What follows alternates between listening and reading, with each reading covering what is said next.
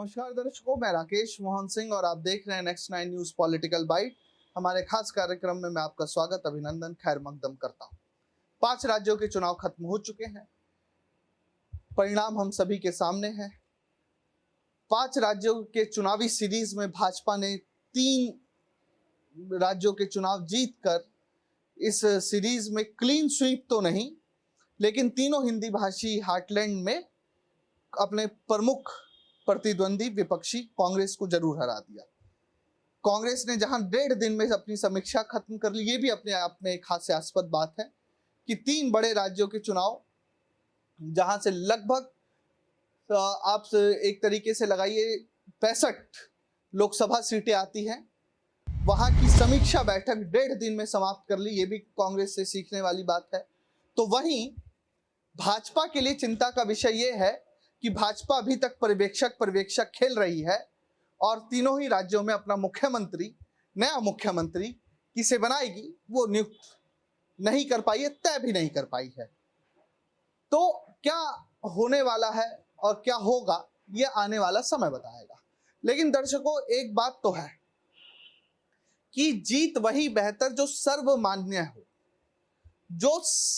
जिस जीत में सबकी सहमति हो, जिस जीत में किसी तरह का संदेह पैदा ना हो।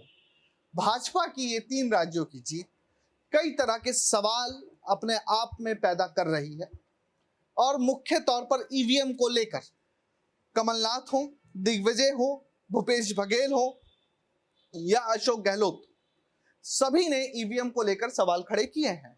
लेकिन दर्शकों, एक चीज मैं आपको और बता दूं कि ये नया नहीं है कि कांग्रेस ईवीएम पर सवाल खड़े कर रही है। बीजेपी के पूर्व नेता कह लीजिए या हाशिए पर जा चुके नेता सुब्रमण्यम स्वामी, जीवीएल नरसिम्हा जो अभी वर्तमान में राज्यसभा सांसद है, या केंद्रीय मंत्री और नई दिल्ली से सांसद मीनाक्षी लेखी के पिता, सभी ने ईवीएम पर सवाल खड़े किए थे।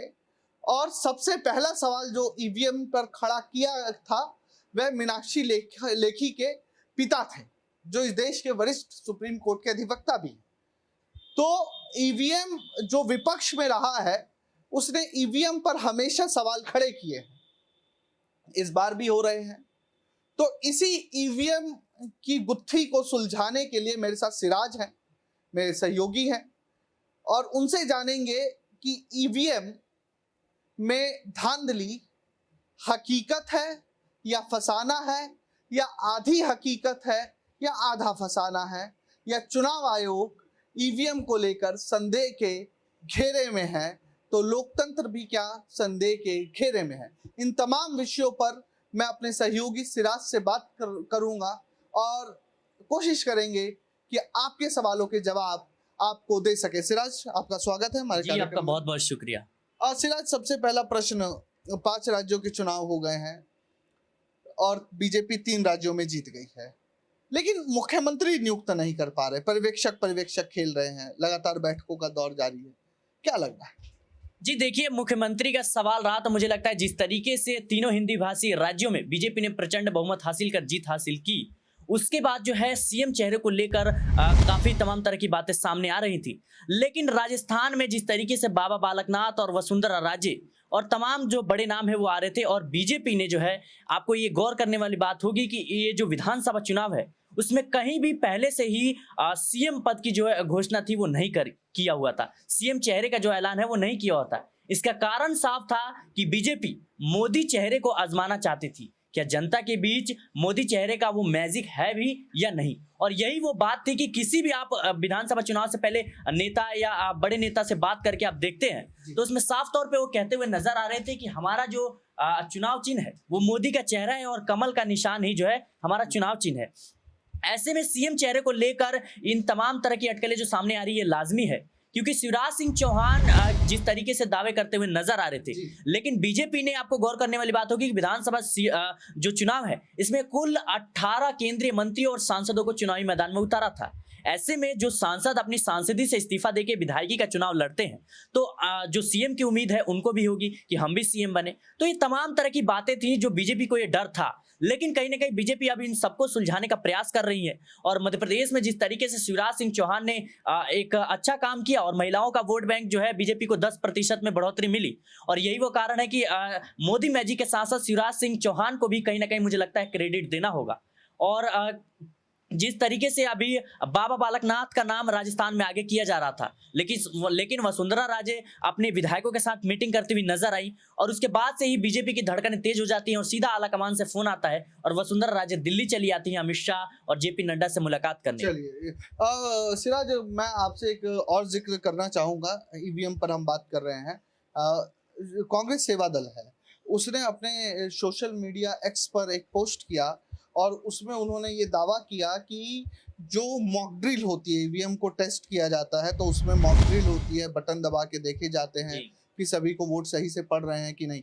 लेकिन कांग्रेस सेवा दल का दावा है, और उन्होंने एक न्यूज़पेपर की कटिंग भी डाली कि लगभग 3 जगह का उन्होंने जिक्र किया। निभंज जिले के 3 विधानसभा क्षेत्र, सतना विधानसभा का मतदान केंद्र और चित्रकूट विधानसभा के 3 मतदान केंद्र। ऐसे उन्होंने जो न्यूज़पेपर की कटिंग शेयर करते हुए कांग्रेस सेवा दल ने अपने ट्विटर सोशल मीडिया एक्स पर लिखा कि वहां पर रीसेट नहीं किया गया था ईवीएम को, यानी जो मॉक ड्रिल में वोट्स पड़े उनको भी शायद काउंट कर लिया गया। आपको क्या लगता है, ईवीएम वाकई में गड़बड़ है या ये सिर्फ विपक्ष की तरफ से फैलाया गया एक प्रोपेगेंडा?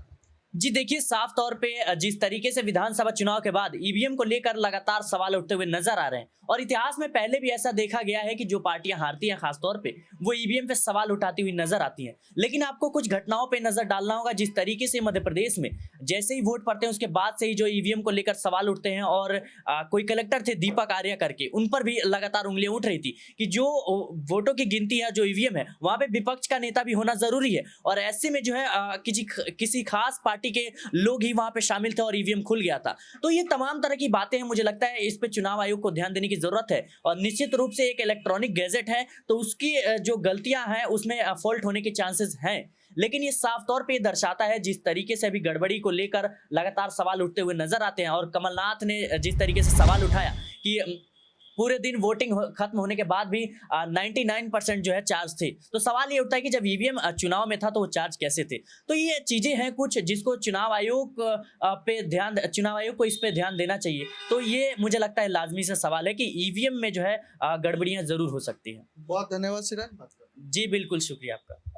आपने सिराज को सुना और उन्होंने ईवीएम से लेकर और मुख्यमंत्री 3 राज्यों के कब तक नियुक्त होंगे सब पर अपनी बात कही। भूपेश बघेल ने भी अपनी बात कही ईवीएम को लेकर। पहले आप भूपेश बघेल की बात सुनिए, उन्होंने क्या कहा ईवीएम को लेकर। ईवीएम पे क्या सवाल उठाएंगे सर, क्योंकि जैसे मध्य प्रदेश से दिग्विजय सिंह ने जो है याचिका दायर की है, क्या छत्तीसगढ़ कांग्रेस भी, क्योंकि कहीं ना कहीं ये बात जो है जैसे कल दीपक बैठ कह रहे थे कि 1-2 भाजपा के लोग हैं उन्होंने कंप्लेन की थी, और जैसे ईवीएम के बारे में कुछ बोलो, भारतीय जनता पार्टी बहुत जोर से मिर्ची लगती है। तो इतना जोर से क्यों लगना चाहिए? लगता है मतलब कुछ न कुछ तो कारण होगा। तो अब वो तो आगे बात होगी तो आप सबके सामने होगी।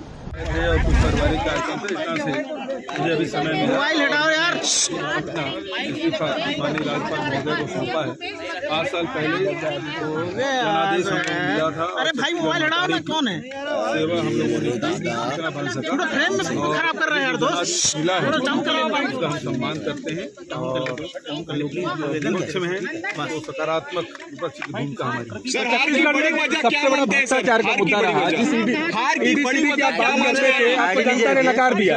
नीचे करना चलेगा जी, लेकिन जो जनादेश मिला है उसका हम सम्मान करते हैं। सर, जिस ईडीसीबी की आप बात करते थे, जनता ने आपको जनादेश देकर नकार दिया। जो छत्तीसगढ़ियावाद को लेकर आप आगे बढ़े थे, कल्चर पे और सारी चीजों पे, लेकिन उस पर भी सफलता नहीं मिल पाई। देखिए, वो तो समीक्षा करने से पता चलेगा, लेकिन अभी जनादेश भारतीय जनता पार्टी को मिला है और मैं उनको बधाई देता हूँ। हार का क्या कारण है सर? तो आपने सुना दर्शकों, ईवीएम पर भूपेश बघेल ने किस तरीके से भाजपा और ईवीएम को एक साथ जोड़ दिया। आप दर्शकों को क्या लगता है ईवीएम के पूरे मसले पर, हमें जरूर लिख भेजें। देश और दुनिया की तमाम खबरों के लिए देखते रहिए नेक्स्ट 9 न्यूज़ पॉलिटिकल बाइट। धन्यवाद।